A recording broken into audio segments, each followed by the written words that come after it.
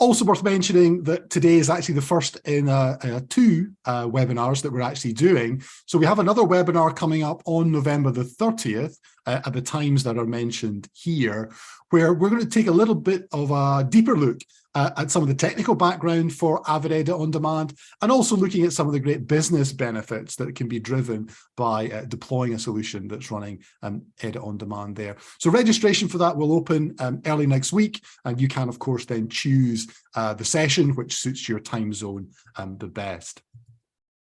Now, I mentioned about looking to create a webinar today that's interactive. So we are actually giving you the option to join in with some of the work that we're going to do a little bit later on. And to do that, you may want to download the SRT Play Pro app. Now, that's available from the Apple App Store. It's also available in the Google Play Store. So as we say here, if you just search for SRT Play Pro, you should be able to find it and download it. And if you do that, then later on in the webinar, we should be able to share some more information with you about how you can then perhaps join in and take a look at some of the things that we're doing in the course of the webinar itself. So as I say, SRT Play Pro, if you download that from the App Store or from the Google Play Store. But first of all, let's talk a little bit about what actually is Avid Edit On Demand. Some of you may know a little bit about it. Some of you may be unfamiliar with it. But Avid Edit On Demand is a fully cloud-based post-production environment. So it's Media Composer, it's Avid Nexus storage that's all running in a cloud environment. It's very secure, so it allows you to share and to store media securely, and it allows people to collaborate remotely, with distributed teams. You could be located anywhere working with Avid Edit On Demand. It does now include review and approval workflows, and we'll talk about that and show you that in a lot more detail. It is also something that can be added to your existing on-premise workflows as well. We'll talk a little bit about that.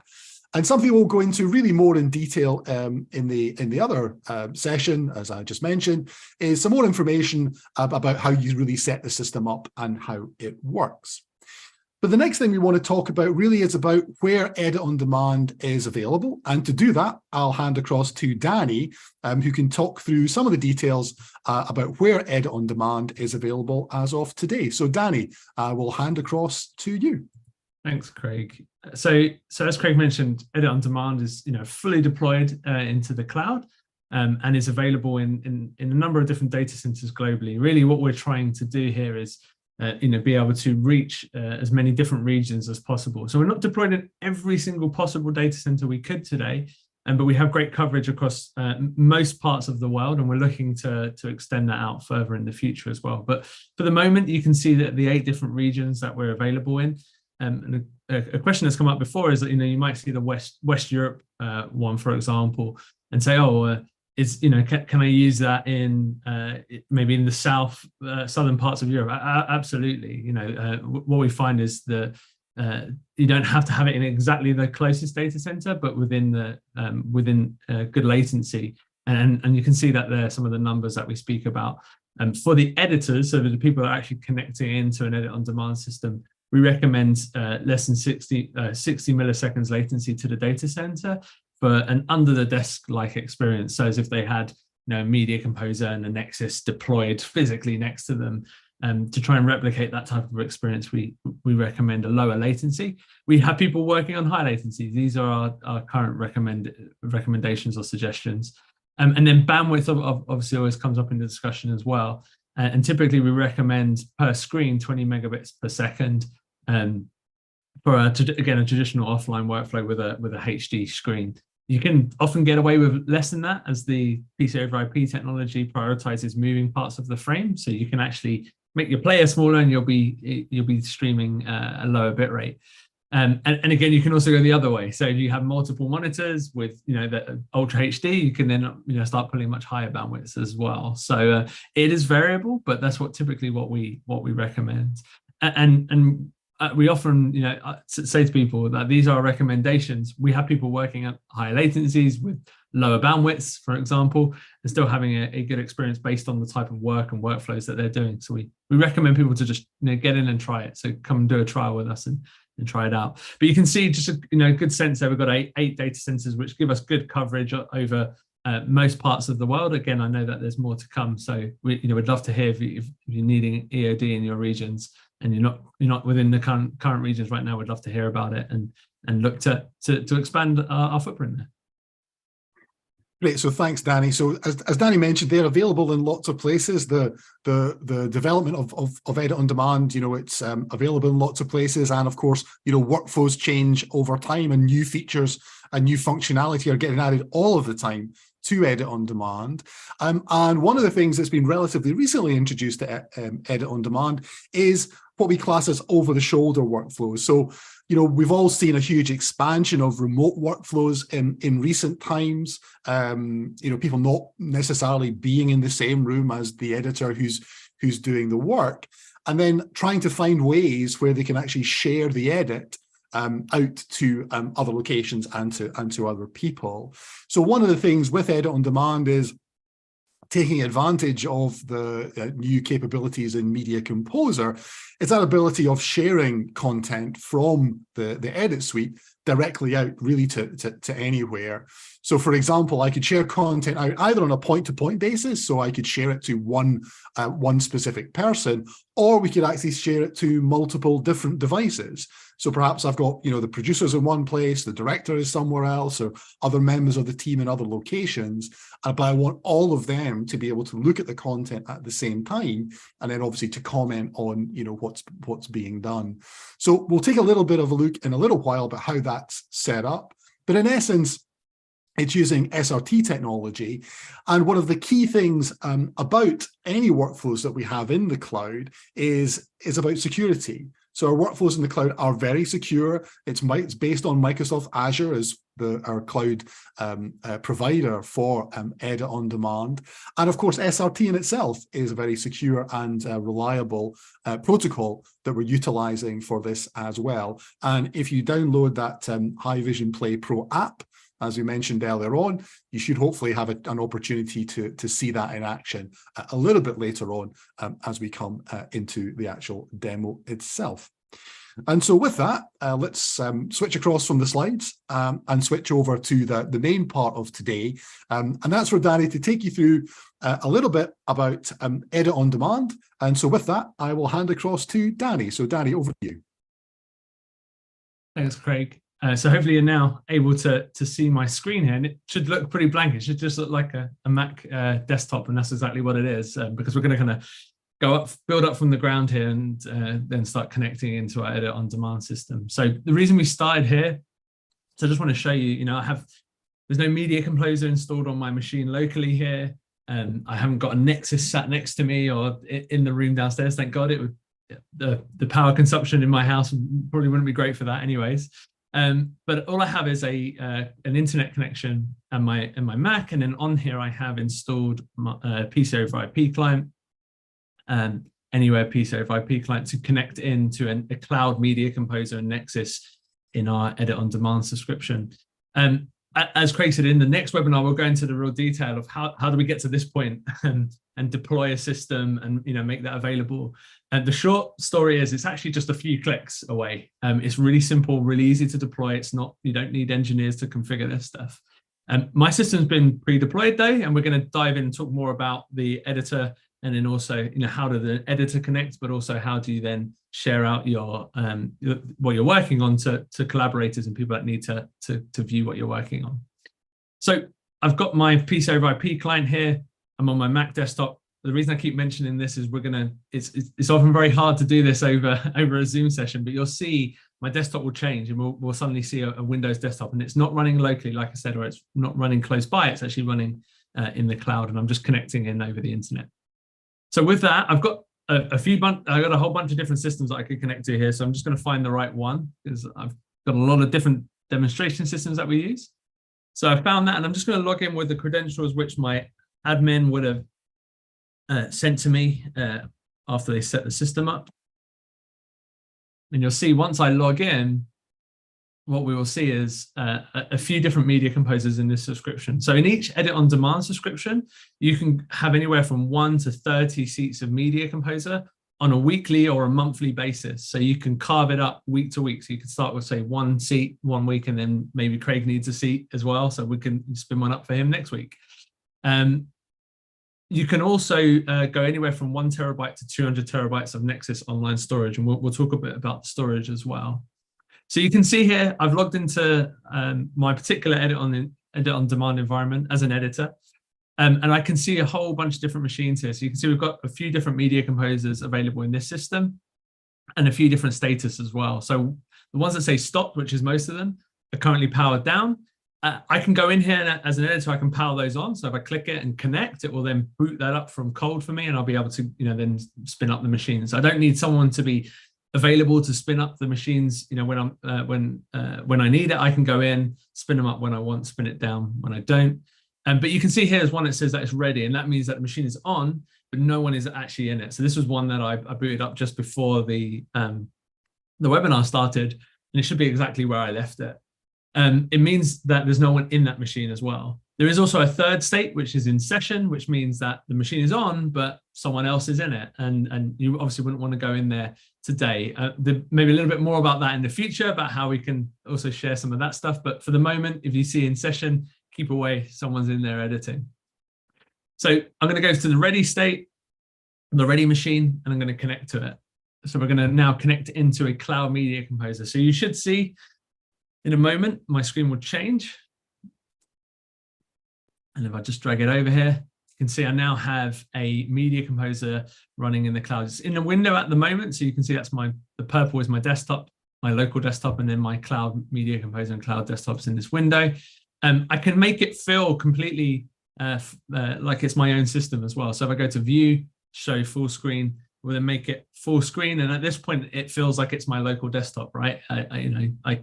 It takes up the entire screen. It's not this floating window anymore, and I can use it as if it was a fully fledged media composer, because that's exactly what it is. If I just minimize my media composer, we're going to come back here in a second, but just to show you what else we have here. So you can see it's very different to my current desktop, which was a Mac. One question that comes up actually with a lot of folks is they maybe use a Mac all the time for their editing. It's very easy to configure it for the shortcuts to work. Your Mac shortcuts to work inside the PC over IP client as well. So if you're used to using the command shortcut, you can use all of those shortcuts, and it will reconfigure the system for you to pick up all of those as well. So if you're used to using an Apple based media composer, you should be able to kind of quickly get going, even though the edit on demand system is a window based virtual machine. So with that, like I said, is our desktop here. There's a media composer, but there is also our Nexus storage. And inside our Nexus client manager here, anyone that uses Nexus locally, this should look very, very similar to what they see. In fact, it should look identical to what they normally see, because this is exactly what it is. It is a Nexus running in the cloud. So things like workspaces, so you can see I've got 2 different workspaces, which for those who don't know, are like kind of virtual drives, right? So you can resize those on the fly, make them bigger, smaller, and dynamically.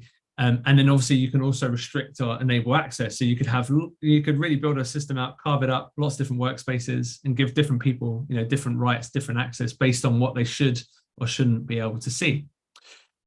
So we can see that nicely. We've got our Nexus. It also enables, really importantly, obviously I'm just a one media composer today, but if Craig and I were working collaboratively in the media composer, it also enables project sharing and bin locking workflows, which many people may know from, again, on-prem media composer. That's available also in the cloud as well. So you can use your edit on demand system, spin up multiple media composers, all share the same media inside the Nexus, all share the same projects inside the Nexus, and do the traditional project sharing, bin locking workflows that Avid are known and loved for.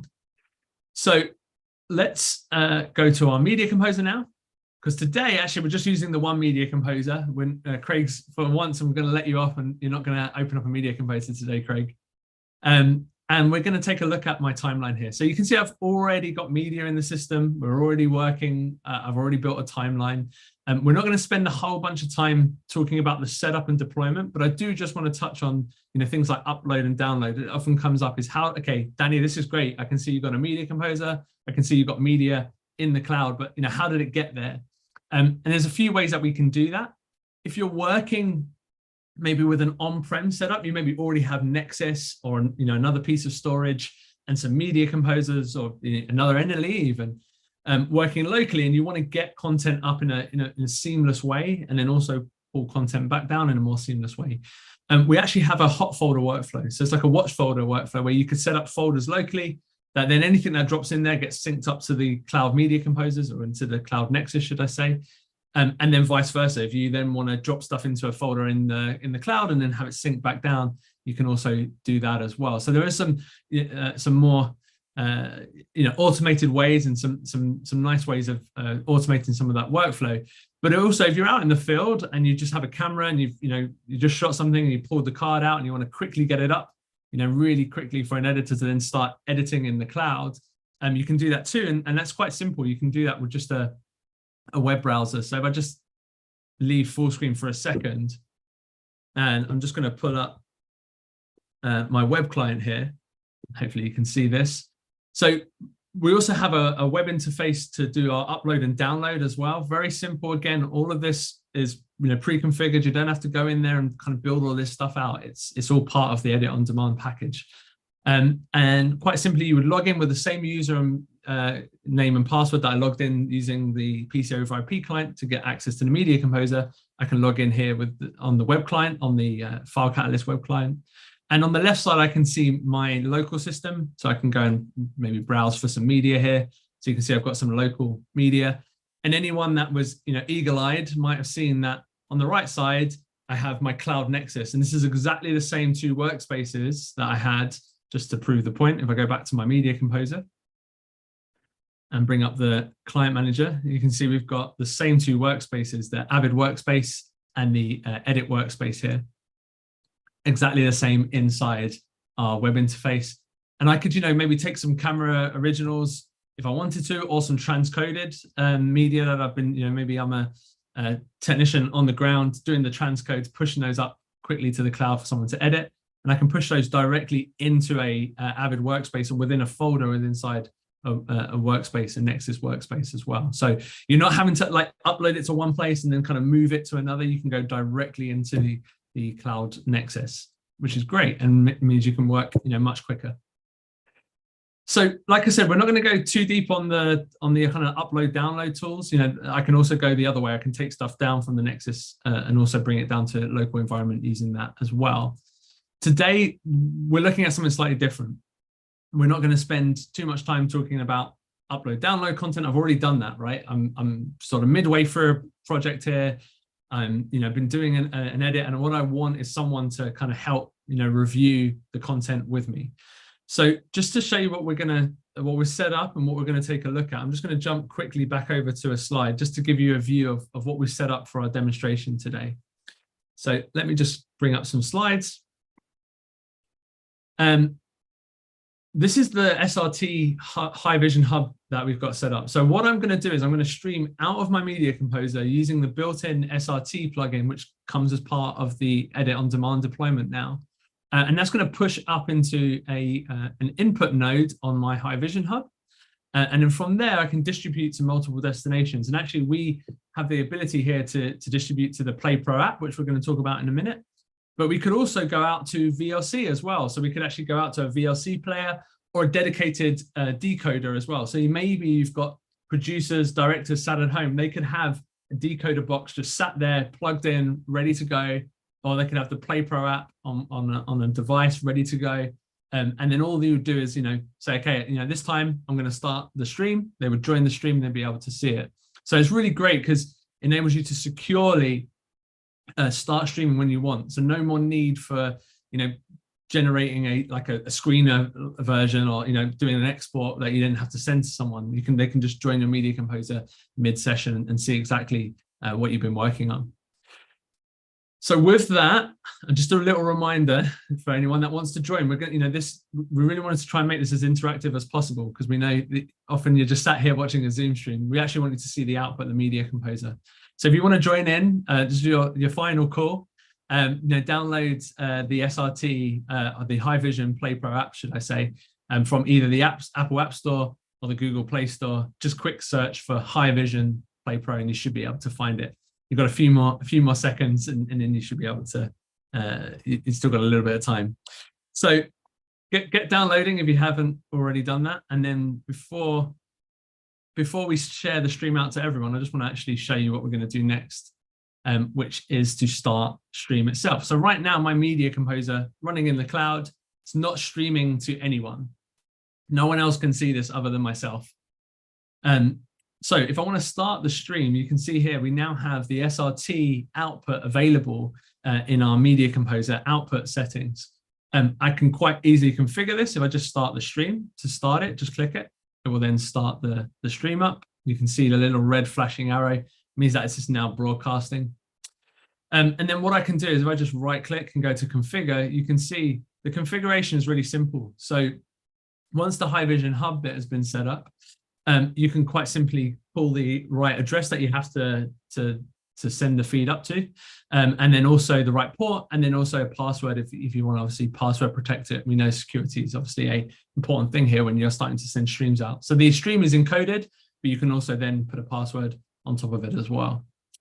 And then if I go to the status, I can see that's connected, and now that's streaming out, and you can see how long that's been streaming out for. Now, I know none of you can see that, but maybe we'll hop over to Craig first to see if you can see the output from my media composer, Craig. So with that, I'll hand to you, Craig, for a second. Yep, that's great, Danny. So I've got the High-Vision Play Pro app on my Apple iPhone here. And if I bring it a bit closer to the camera, Dan, if you want to play out or maybe scrub through the timeline and things like that, you can see here, there's the mix of the shot that I'm then seeing directly from Danny's media composer on my phone, with just a little bit of latency, the actual output that's coming out. So of course, what I could be doing is obviously here we're in a Zoom session. I could be chatting to Danny, and it's important to recognize that Danny's sharing his screen here on Zoom, whether it's Zoom or Teams or any of the other kind of streaming sort of platforms that we have for doing these kind of mobile communications. Is what we're seeing here coming out from Danny's media composer. You can see on the Zoom session it's dropping frames. It's not a kind of smooth playback. Whereas on the output that I'm getting here from the SRT stream, it is extremely smooth. I can see the captions that have been added here. If you had something like a burnt-in timecode, for example, you'd also be able to see that. Then, of course, that then gives you some other options. So if Danny plays here, you can see in the time it's dropping frames, just in the display out to us. But on my machine here, that display, hopefully you can see it, is running extremely smoothly because I'm not dropping any frames. I am getting a really high quality output. And Danny, you're playing out at full quality here from Media Composer as well, based on your settings at the bottom there. And then the other thing to point out is that we didn't really mention this at the start. So I'm based in the UK. Danny is based in the Netherlands. So there's probably 500 to 600 miles between where we are, and yet very easily Danny's able to share that content with me. I can just look at it on my mobile phone. I could be looking at it on a VLC player, on my laptop, for example. If I have something like my Keto encoder, I could even have that as well. So there's lots of different options about how this kind of thing can be done.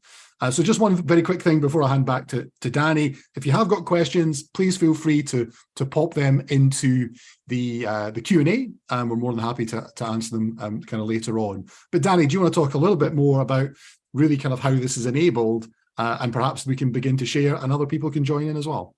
Yeah, absolutely. Just one more thing, I suppose, before I jump into that, Craig. Obviously, I was playing the timeline then as well. One of the other things I can also do is if I click into my source monitor here, maybe I want someone to view some rushes, some clips that have just come in. It will actually change to whatever player is actually playing back. So if I go to my source monitor and play back this clip, maybe Craig wants to have a look at this, you can see now that's showing up in Craig's app, and he hasn't had to change stream. He hasn't had to kind of restart the app. It's just instantly jumps over. So I can quite quickly go between multiple sequences, source, record, and have people jump around and see different things, either a sequence or maybe some rushes as well. Yeah. So Danny, just to prove the point, if you want to play that again. Yeah, sorry. That's all right. So as Danny plays it, you can see it's now showing me the output from the source monitor, as opposed to from the record monitor. And it is as simple as that. It's just, switching from one to the other. Do you want to switch across to since we're here, switch across to the sequence and then just play it out from there? Because it'll be the same thing. You can just switch across. So Danny switches over to the sequence. There's a sequence now, and I'll be able to view it. So I don't need to do anything. Danny simply changes the area of focus that he's using, and then I've got access to it there. So thanks for sharing that, Danny. Thanks, Craig. But I think, as we said, don't take our words for it, right? Like, we want you guys to be a bit more involved today. Craig's showing you his mobile device, and obviously looks great. But we'd love you guys to see the output yourself. So if you have downloaded the app, then get ready for the next bit. So open up your cameras on your phones, and you should be able to see a QR code. And we'll also push out the stream to you now. So if you open up your camera on your phone, scan the QR code, the link should then open up the Play Pro app if you've got it installed, and go directly to the stream. The stream's probably stopped right now, but it should get you in there, and it will obviously come to life when we jump back to the Media Composer. So just another couple of seconds, and I'll also open it up in the Media Composer as well. So if you don't get it in time, hopefully it'll still be there for you to take a look at. So let's... Danny, just one very quick question there, Danny, about how you created the QR code, because that's something else that people might want to know how that's done. Yeah, so this is actually done in the Hikvision Hub itself. So when we set up the different outputs, we're able to then generate a link. So you could actually send out traditional link credentials and things like that. Or if you want the QR code, it also enables you to generate that too, which you can then obviously very easily share. And in fact, this was just screen grabbed and shared as well. So you don't have to have like the original one. You can quite easily copy it, paste it, send it to the people that need to have access to it as well. And the great thing is the QR code sort of wraps all the settings up, so it's quite easy to then scan it and get directly into the app. But if you want to do manual kind of links and stuff like that, you can do that too as well. It doesn't have to be a QR code. So with that, hopefully you've had enough time to join in. If we jump back over, I'll just, for sake of folks who maybe missed it, there's also the QR code that should also work as well, to give you another chance to get to it. And then if we just go back and we can start playing here, I should start hopefully seeing the playback if you've managed to join the stream here. So we are still streaming out. I can see that from the little red icon, and we say that it's broadcasting here on our output. Craig mentioned timecode. We can add that in too. So I've got that in as a burn-in if I wanted to. So one of the things today, you might want to have the timecode there available for someone to then give you obviously some notes, right? So maybe we're in a separate call, separately, or separate discussion, maybe on a chat or something. People can then say, things that they've seen at certain time codes, and we can go back in and then make those changes. So it's a really great way to really easily kind of get a stream out from the Media Composer and to multiple destinations, right? It's not just necessarily one destination. I can go out to multiple devices simultaneously. And the great thing here is I haven't had to send a file out. So it's really secure, right? I can say, okay, this is the time we start the stream, join the stream beforehand. You can view it together. And once I hit stop, it's gone away. Like, no one walks away with files at the end of it.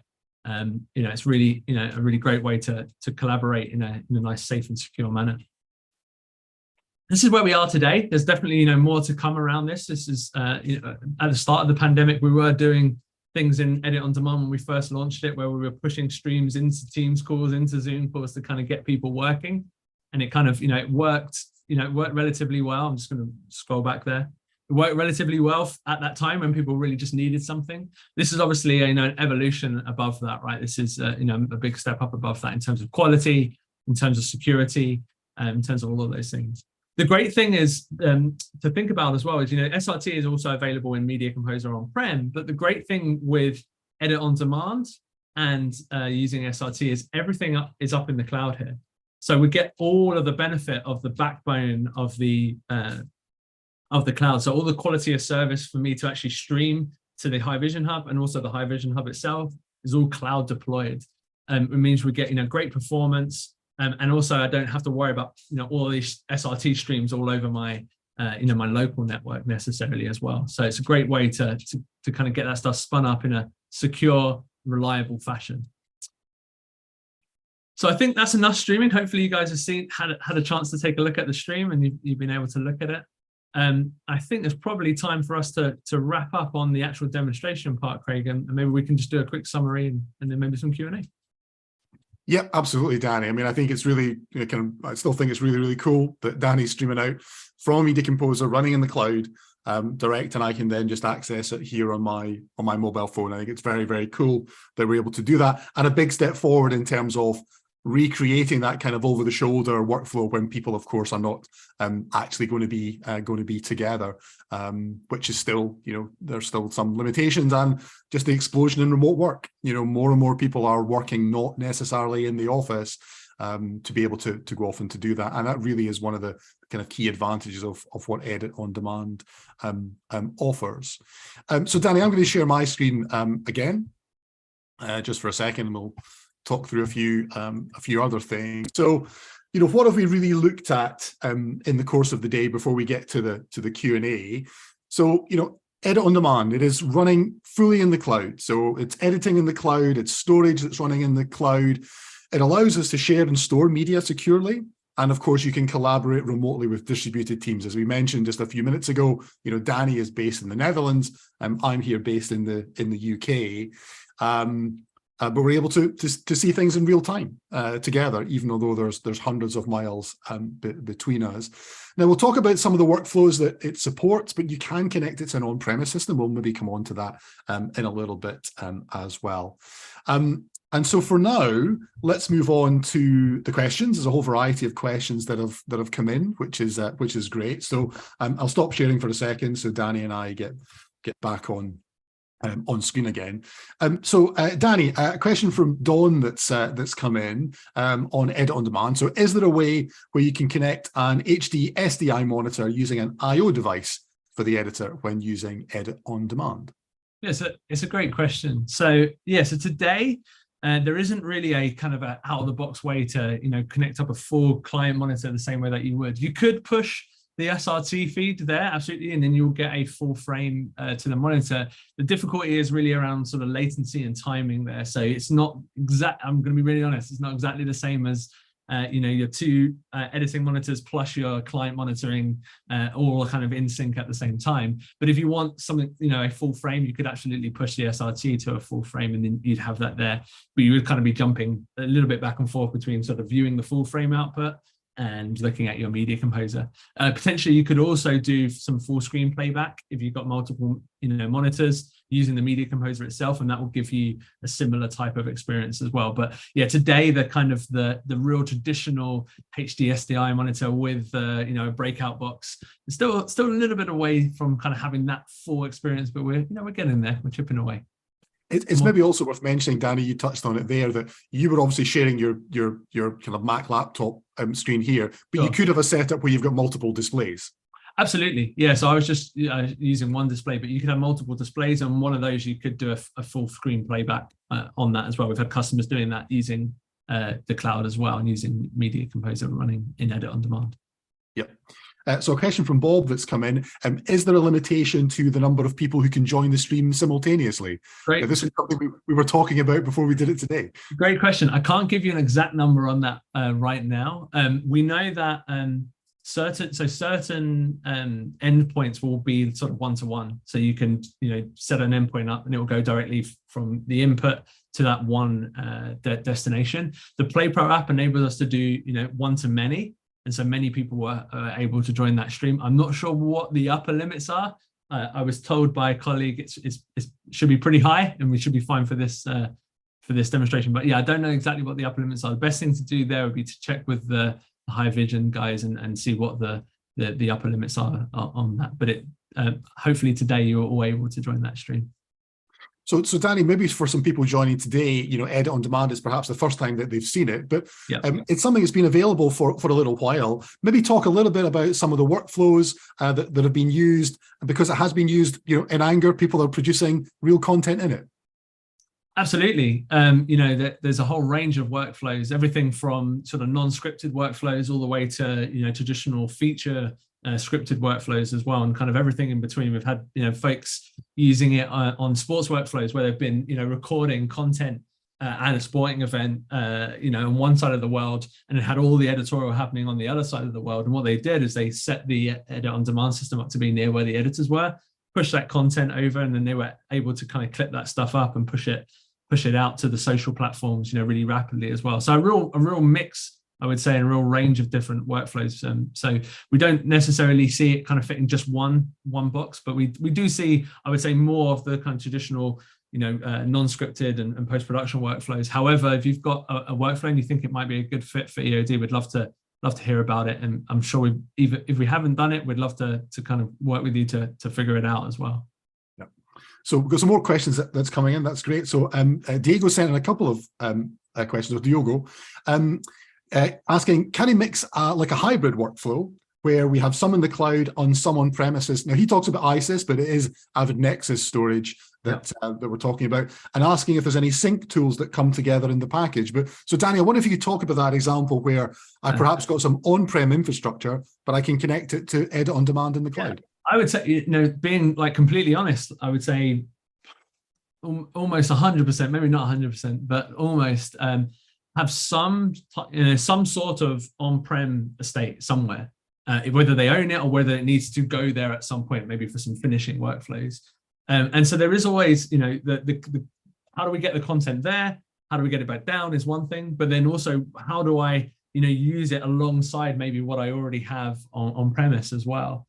And so there are a few tools there. I showed you the web tool, which is obviously very manual. You can go and find material and push it up. I did mention and I think Craig and I did this in a previous webinar, where we looked at a hot folder workflow. So all of the upload downloads capabilities are included as part of Edit on Demand. It's part of the package. You don't have to go and deploy and sort of build all that stuff yourself. But there is the ability to configure some hot folder workflows, and that enables you to kick off some sync workflows. So you can sync content from your local system up to the cloud, and then you can build some routes to sync content from the cloud back down to your on-prem system. It's not kind of bi-directional in the sense that you can have an editor on-prem and an editor in the cloud, and they're both looking at exactly the same project at the same time at the moment. But you can move content up there. You can do some work, and they can push changes back down for someone to maybe pick up and either conform or do finishing workflows or continue the edit. Right? They don't maybe they want to pick it up and finish the edit off locally as well. So there's some tools to do that in a more automated fashion as part of the solution. You can also do it in a manual way as well using the web client. And Diogo was also asking, is Brazil, South America, one of the regions that we're looking at for Edit on Demand as well? Yeah, so we're constantly looking at new regions. We actually have some customers in South America already, actually connecting into some of our US data centers. But absolutely looking to expand out beyond where we are today. So I would say do a trial, see if the US data centers are close enough. If not, then let's have a discussion. We'd love to start looking at new regions, and we're already starting to explore new regions. Yeah. So another question from Bob asking if plugins are available for the Media Composer running in the cloud. So for example, like a Boris or Sapphire, things like that. Yeah. So actually, Boris effects come as part of the deployment now. So you're not having to go and install all that stuff yourself. It's part of the base deployment. It's in the free version, so you then bring your own licensing if you want to license the kind of the fully fledged paid versions. But yeah, out of the box, we include the Boris effects. If you've got other plugins that you need to bring or other third-party tools, have a chat with us. There's ways for us to get those deployed for you as well. So please don't feel like that should be a blocker to discussion. We're open to that, and we have many customers using other plugins and other third-party tools even with inside Edit on Demand today. So yeah, have a chat, and I'm sure we can figure that out. And then a question that's coming from John asking if the SRT stream is synchronous with the EOD playout. Yeah, so it's not entirely synchronous. So there is obviously latency from from the back end to the data center, and then from the data center down to the different destinations, depending on where you are. So it's you're not going to be exactly in time, like as if I shared the Teradici screen and my SRT, it's not going to be exactly in time with each other, but it is low latency. And so really it's more there for like the review process and kind of looking at the SRT feed together than necessarily using it as like the third screen monitor at the moment. So that's where we are right now. I mean, it's possibly worth mentioning that actually for this webinar, because of the timing for it, I think, Danny, you were using the High-Vision Hub setup over actually in the Americas. So although Danny and I are both in Europe, we're actually using one that was in America. So the latency that perhaps you saw between me showing on the screen and what was on Danny's screen, it was possibly greater than it would be normally, because normally we'd be sharing something that was perhaps closer to us. Yeah, I would also say, like, particularly with this on a Zoom call, right? So there's a whole bunch of additional latency. So you were seeing the latency on the Zoom session from my Cloud Media Composer coming into Zoom. You were viewing that, and then that was going to Craig, and then Craig showing you back his phone, which is then also coming back into the the latency for Zoom. So there's a whole bunch of layer of additional latency there. So yeah, if you were kind of seeing them, they looked miles out. I can tell you, if you had the stream up, it's pretty close to what I'm actually viewing. Yeah. Another question that's come up, Danny, of course, Avid has fairly recently launched what's called Avid Nexus Edge, which is also about remote workflows. So maybe you can outline just some of the differences between what Edit on Demand is and what Nexus Edge is. Yeah, it's a great question. We see a space for both solutions, absolutely, and really and in fact working alongside each other. So I'd say it's more, first of all, it's more of a question of and necessarily than an or question, which is often what people think, like, which one do I choose? Could be a bit of both.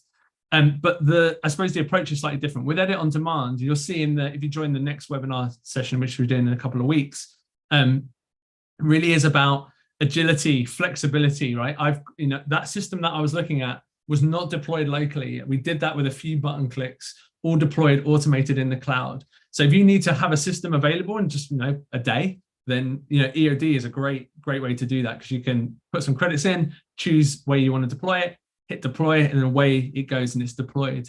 Nexus Edge is a little bit different. Nexus Edge today, anyways, is on-prem, right? You have a Nexus system on site, and it's about connecting people into you, right? Like, how do I get people to collaborate on this particular Nexus that I have on site and connect those folks in? But they have to have a media composer. They have to have, or they're using a lightweight web client, but they have to have something.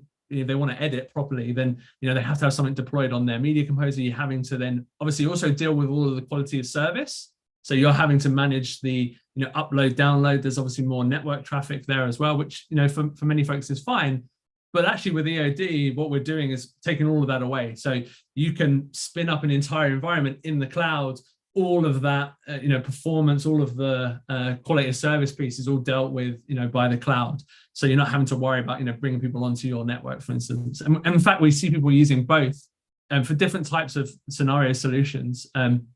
One of the things is a lot of people like to have EOD for specific productions, because what they might not want to do is necessarily bring a whole bunch of people onto their on-prem Nexus and sort of having to manage all the security of bringing people in and manage all of the Nexus rights. But actually we could spin up an EOD environment, put the right content, just the content that the editorial teams need to see, not necessarily the rest of the content that could be available on our system, put it there, bring the editing teams there, do the editorial, and just pull the bits back down that we want. And we know that no one has ever had to get access to any other parts of our network or see another production that sat somewhere else on our Nexus. So we see people often using it in alongside as well, especially as they kind of hit capacity. So even with Nexus Edge, they, like I said, they might have to connect in another media composer, and that media composer needs a machine to be running on. And what if you can't get that machine? What if, or if you need 20 of them, right? Not just one, but if you need another 20, what do we do then? Or if we had a production that we can't, our Nexus storage on-prem is sort of at capacity, and we need to take on another production. Like, do we say no to it? Or actually we can say yes, and we can do this in Edit on Demand. So really it's about that kind of flexibility piece, that agility piece, almost zero, on-prem real estate needed to kind of go and do it. So it's a slightly different model. And like I said, I think it's probably worth joining. If that's a question on the chat, then it's probably worth joining the next one to kind of dig in, and you'll see how all of this kind of fits together. Yeah, I think, as you said, Danny, I think there's a place absolutely for both of them because they can apply to different types of workflows. One other question that comes up, I think, whenever we talk about things that are running in the cloud is do you need lots of cloud savvy support engineers to actually figure all this out and to work in your facility itself? Do you need to have that kind of sort of group of people actually to do all the technical stuff around it? Yeah, so it's a really great question, and the short answer is no. The EOD system that you saw today was deployed in a few clicks by me. It was very, very lightweight. You're not going in there installing stuff manually and having to build systems the way that you would maybe to do it traditionally on premise. I didn't need any cloud engineers. It was all done through a portal, which again you'll see in the next session in a few weeks that we do. We'll go through that whole portal, but it really was just a couple of clicks. It's very, very light touch, and you definitely don't need to be a cloud specialist in order to be able to go and deploy it and even manage an EOD system as well. So yeah, it's very simple. And just you talked just right at the very end there about managing the system itself. Yeah. It's Nexus, it's Media Composer. From a workflow perspective, if you're used to storage, shared projects and bins, working in Media Composer, you're very familiar with what Edit on Demand offers. Absolutely. And I would also say, so yeah, it's project sharing, bin locking, right? Like available in the cloud, if you want to put it simply, and in a few clicks. So if you're comfortable with that stuff, it's really easy. I think on the flip side of that as well is if that stuff's quite new to you or something that you've maybe looked at before, can be a great way to kind of get into that whole experience as well in a kind of really fast way. You don't necessarily have to buy in equipment for a long period of time. You can, if you've got we need to do an Avid project, you can do it now with Avid Edit on Demand, right? Rather than think, oh, we don't have a Nexus on-prem, we don't have a bunch of media composers. If you can get the right talent in there, then actually you can go and service that really rapidly using EOD as well. Brilliant. So Danny, that's all the open questions that we've had. Thank you so much to everybody who sent the questions in. Let me just begin to wrap things up. Oh, in fact, we have another question that has that's just come in. When using Edit on Demand, can we still do managed media or only linked media or both? That's another question from Diogo. Thanks, Diego. Lots of questions from you. I really appreciate it. That's the answer is both, right? It's a full-fledged media composer. So you can do a link workflow. You can have the media go into the Avid Media Files folder and have it as managed Avid Media, traditional kind of Avid Media. Absolutely, both are possible. Yeah, it's important to make that point, isn't it? That it's Media Composer. It's not a limited version of Media Composer. It's the Media Composer that has all the capabilities of Media Composer. It's not editing in a browser. It's not doing anything like that. It is Media Composer. And so familiar with Media Composer, familiar with Nexus, you'll be very familiar with what you can do with Edit on Demand. So yeah, so there are no open questions at the moment. So to begin to wrap things up, I'm just going to share my screen again, just for a couple of final things. So as we've mentioned a couple of times, we do now have another webinar coming up on November 30th, which is really going to look more at the sort of technical back end a little bit of Edit on Demand, and looking also at some of the business benefits that can be drawn from that. So registration for that will open next week. So please keep an eye out for that. For people who've registered for this webinar, they'll get a notification about it, but we'll also be posting it across all of the various Avid social channels as well. So please keep tuned for that. If you do want to find out any more information about Edit on Demand, then please go to the Avid website. So avid.com/edit on demand, and there you can see information about Edit on Demand itself. And there's also some customer videos that are there that talk about the way that Edit on Demand has been used in the field for a variety of different workflows as well. And there's also the option there to go in and to register and request a free trial of Edit on Demand as well. Equally, of course, if you have got any questions, please feel free to reach out to myself and Danny. We're more than happy to follow up and to answer any other questions that we have. But for now, from both Danny and myself and the rest of the Avid team, thanks you so much for attending, and enjoy the rest of your day. Thanks very much.